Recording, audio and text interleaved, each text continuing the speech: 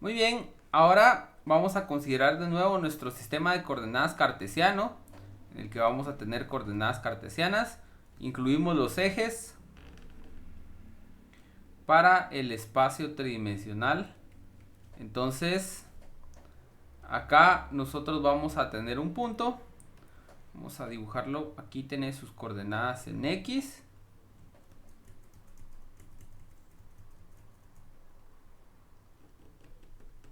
Sus respectivas coordenadas en Y. Y su coordenada en Z.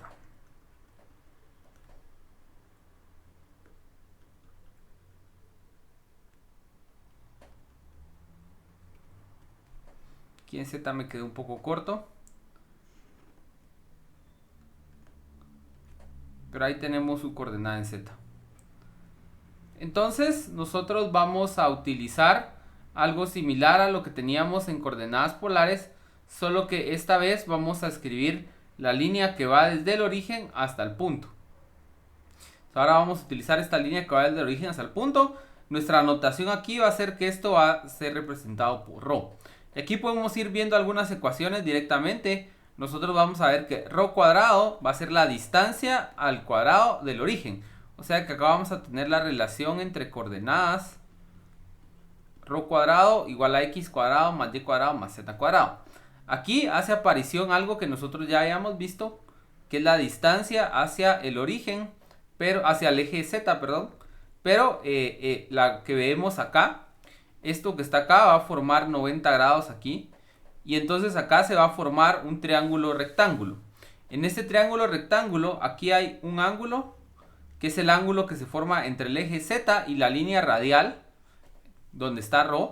Y entonces ahí nosotros vamos a observar que la tangente de ese ángulo va a ser igual al valor de este cateto, que es el opuesto, que es r, pero el r de coordenadas cilíndricas, dividido el cateto adyacente, que va a ser z.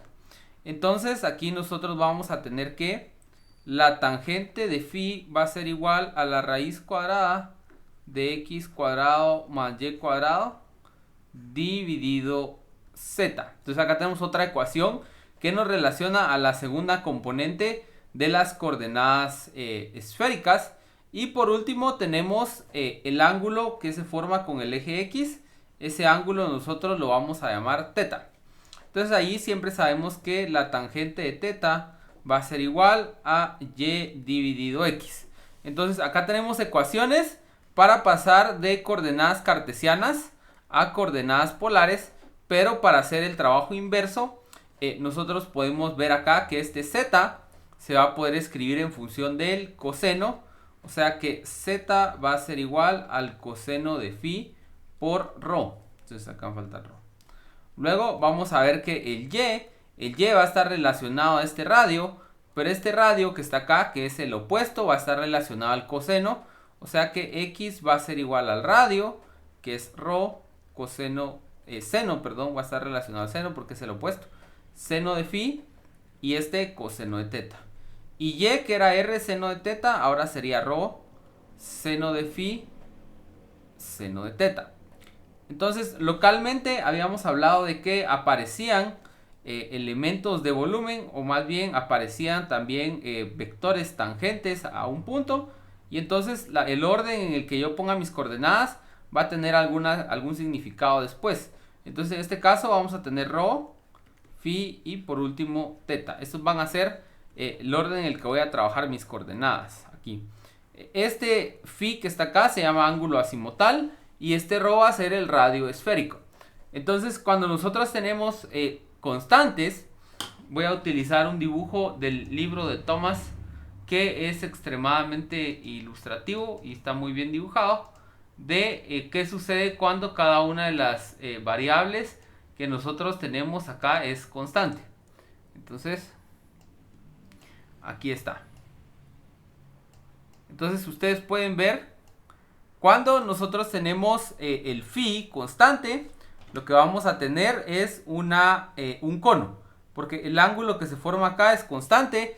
Y cuando yo hago variar teta de 0 a 2 pi, esto va a dar la vuelta, y conforme hago variar ρ de 0 hasta otro valor, va alargando esta línea que está acá.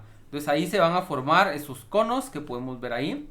Como siempre, el θ va a seguir siendo un plano que mantiene una inclinación definida con el eje de las X. Eso ya está bien definido.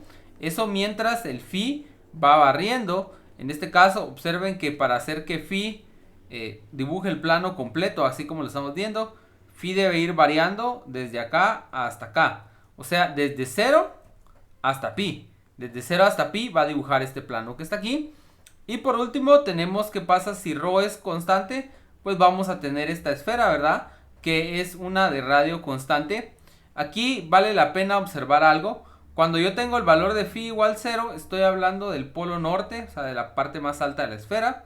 Y conforme Φ va variando, voy obteniendo diferentes anillos así. Esto es al hacer variar θ de 0 a 2pi. Y entonces, cuando llego acá, el ángulo de inclinación Φ ya es de pi medios. Entonces, perdón, de pi, porque de acá para acá hay pi. Entonces, nosotros podemos describir una esfera, o más bien una bola, es decir, la parte rellena de la esfera. La esfera solo sería la superficie. Entonces, para hablar de una bola, una pelota en forma de esfera o el sólido acotado por la esfera, nosotros tendríamos que el valor de θ lo vamos a considerar generalmente de 0 a 2pi, el valor de Φ lo vamos a considerar de 0 a pi y el valor de ρ lo vamos a considerar de 0 hasta a, suponiendo que la esfera tiene radio a. Entonces vamos a preferir esta sobre otras versiones con las que podemos cubrir toda la bola. Por ejemplo, podemos utilizar el θ solo de 0 a pi, con lo que solo va a dibujar la mitad que está de este lado, así. Pero hacemos que el Φ llegue hasta 2pi, con lo que entonces cuando llevamos por un ángulo de inclinación de, por ejemplo, menos o más de pi medios, como 90 y algo grados, entonces se va a dibujar la mitad que está del otro lado del eje, ya para completar mi esfera. Entonces la otra mitad de esto se va a dibujar cuando el ángulo Φ vaya de pi a 2pi. Pero nosotros vamos a preferir esta descripción que tenemos acá para el caso de las bolas.